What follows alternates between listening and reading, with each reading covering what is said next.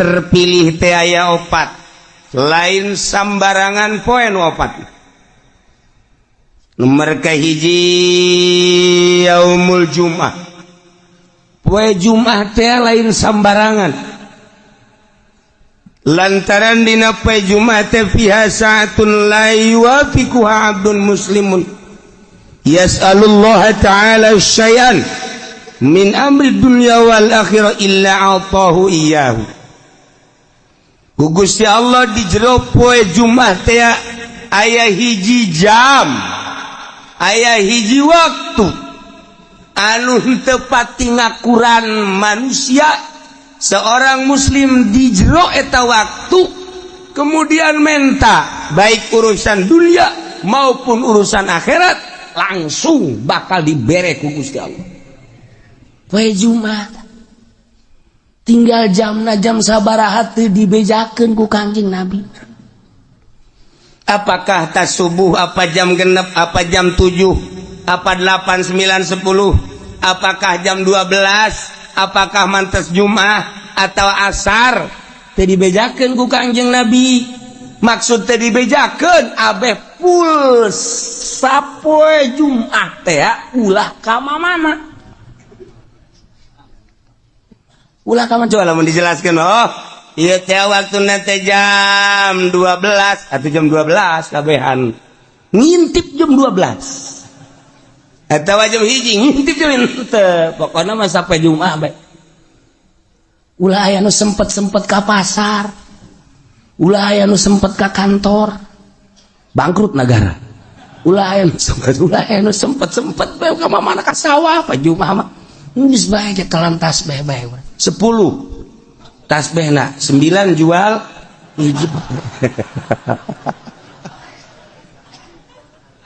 Atuh siapa jualan keneh bae. Nah, ieu pa Jumat lain lalagaan. Sebut naga Sayyidul Ayyam, raja na poe Jumat. Mentak diprediksi mungkin bae waktu ijabah na teh sabada azan Jumat. Sabada azan tah sabada azan di dinya waktu ijabah. Cek sakaol sabada salat sunnah. Begitu azan langsung salat tas setelah salat sunnah. Cek sakaol mah memeh imam naik ka mimbar di dinya gegeraan mentak. Begitu imam keur naik, ya Allah minta dunia kursi, mobil.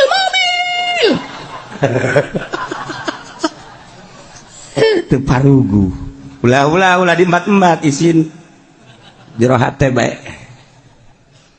Siksa kaul mah antara khutbah 2. Khutbah ka hiji diuk tah di jero diuk di dinya waktu ijabah. Siksa kaul mah beres khutbah kedua memeh dilaksanakan sholat Jumat. Siksa kaul mah ta sholat Jumat. Siksa kaul deui mah jam hiji. Siksa kaul deui mah bada asar. Siksa kaul deui mah memeh adzan maghrib.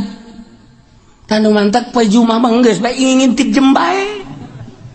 Di mana asal didinya pas orang mentang guys, diberi langsung. Asal orang pas di waktu eta guys, Masya Allah. Ngan modelna eta okos Lailatul Qadar.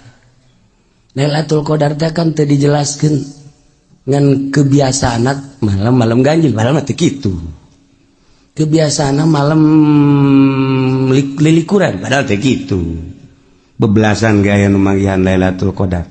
Abah nyongsrong urang Lailatul Qadar dengan modelna asal aya Lailatul Qadar bae malam eta urang tunduk dibenta-benta ke kieu asa di mana tunduk tak ieu ge waktu ijabah teh geus kitu poe Jumat. Yes, nomor hiji poe Jumat. Nomor kedua Yaumul Arfah. Poe Arfah lain lalagaan eta poe teh ngabogaan nilai anu pohara. lantaran di mana terjadi poe Arfa yubahillahu taala malaikatah Allah ngabanggakeun diri terhadap malaikat. Cek Gusti Allah, ya malaikati unzuru ila ibadi ja'u susan kubra, deuleuh kumaraneh hamba-hamba aing anu dararatang di berbagai penjuru negara, di pelosok-pelosok dengan penuh karudinan. Poean Arfah mah di Mekah ngan sakadar make dua helai. Lu make jas, lu make dasi, teu berarti di harapan Allah mah jas jeung dasi. Kedeul banget dageh, nu make ndeu ka Arfah asup ka salon teh aya. Tah dek apel ka salon mah. Ka Allah mah ruwag-ruwig tur kedeul. Boro-boro ngurusan awak, bugu baju ge teu dipake ngan saukur dua helai. Cek Gusti Allah, hei malaikat pandang ku anjeun. Qad anfaqul amwal, nyana daratang ka Arfah, aya nu ngajual sawah, aya anu ngajual mobil, aya anu ngajual buruan imah, aya anu ngajual kebo, berikut jeung anak kotok nah. Tuh menghormati ka aing kabeh ge hayang. Lain bae nongoran nini bengking tuh deuleuh Gusti. Aki-aki tuh deuleuh. Dararata. Hayang nyaosnya malaikat tuh. Nini itu mah tuh embe dijual, kotok dijual, buruan imah dijual jeung anak-anak kotokna. Nah, menghargai ka aing, hayang kapanggih jeung aing. Ternyata horenganan di negara nama pamarentah eta teh horeng ngaleglegan duit nyana mah ngajual anak kotok, tapi negara mah geus sakean juta asal tanda tangan haji meunang. Pikir ku sia, coba malaikat aneh tante, lamun nyana ngajual anak kotok hayang kapanggih jeung aing, kumaon peta bupati hayang menang jatah, ku goblok-goblokna bupati, ku goblok-goblokna presiden. Tuh anak kotok dijual hayang kapanggih jeung aing nyana meuli Lexus tolong teh coba. Tapi eta mah begitu, di Amerika lain di urang. Di Amerika tuh mana? Di Amerika begitu.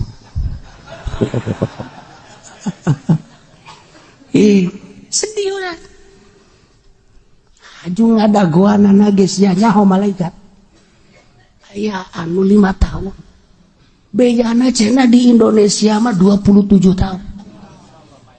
Kabur malodar. Hayang kapanggih jeung aing tuh. Tah. Saksian ku aranjeun kabeh geura ge. Hajuat Abul Abdan, isyhadu inni ghafartu lahu. Tidak terkecuali nu aya di Arfah, wa aing dihampura kabeh dosana. Untung jasa jelema nu di Arfah. Untung jasa jelema nu di Arfah. Dua tah poe Arfah. Hiji peju mah, dua poe Arfah. Geus urang ge atuh poe Arfah geus ulah make ihram bae. Sanajan di dieu ge. Kunaon ngaji pene make ihram, nah aing nurutan di Arfah bae sakieu geus. Ya kieu bae geus set. Kajudaharna ge di lapangan, nurutan di Arfah bae di ditu. Ulah ngisiran manang ge anakna mawa ka grogol misalnya.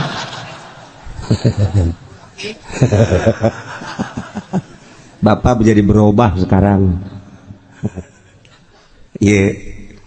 Nomor katilu yaumun nahri. Poean lebaran haji. Qarrabal abdu kurbanahu. Iap jelema anu ngalaksanakeun kurban. Allah mah teu hayang dagingna. Allah mah teu neuleuk getihna. tapi Allah mandele teh takwana la yanallallah luhumuha wala dimauha walakin yanaluhu taqwa los daging nama jang sia dahar ku sararia tapi aing menilai nuku aing katarima takwana eta jelema fa awwalu qatratin qatarat minal qurban takunu kafaratan likulli dzambin amilahul abdu setiap tetesan getih nu nyek celekatan nu dipencit ku hiji jelema maksudna korban eta teh ngajadikeun pangampura dosa setiap tetes trak mangkaning sabaraha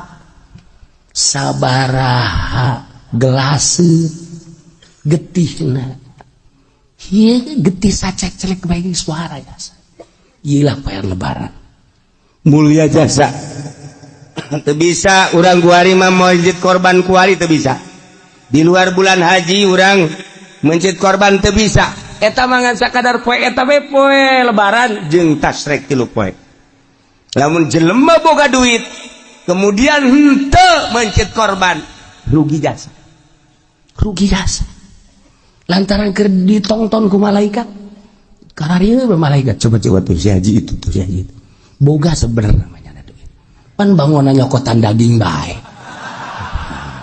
ulah neulekeun tunjuk aing atuh biasa bae aduh sabarupna teh ditongton ku malaikat tonton kieu ya oh mana coba situ pan situ mah duit loba ge teh coba situ tuh malaikat itu tuh itu masjid laporan ya Allah itu mah tuh anu mah di anu masjid cek Allah guys bukakeun lawang sorga lantaran geus dihampura dosa masya Allah pokokna mah geus siapkeun kuari duit jeung celengan jang meuli kebo sapoe 1 juta urang jeung celengan duitnya di mana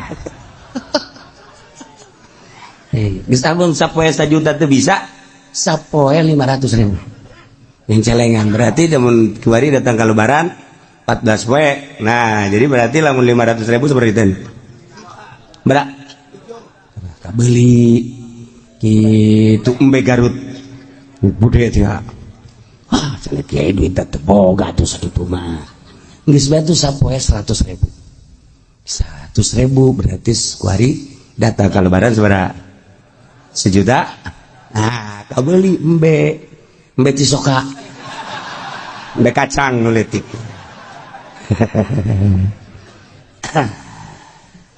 geus kuari mah lamun jadi tukang ngojek kuari sapoe-sapoena tah duit gojekna sing meunang 1 juta ceng celengankeun cek tukang ojek di mana horeng jai boro-boro meunang 1 juta kadang-kadang babaturan nuhunnya sial teh babaturan emang ge ai babaturan menumpang nuhunnya urang heuheuh eta tukang ojek da atuh biasa tapi lamun aya jahe mah set dek mayar enggak usah ikhlas saya mah udah jadi langganan aja dah saya mah ridho sial tuh tukang ojek masya Allah geus mah deui teu puguh karu eueuh logak non direm hut karasa yang nyenud gak dia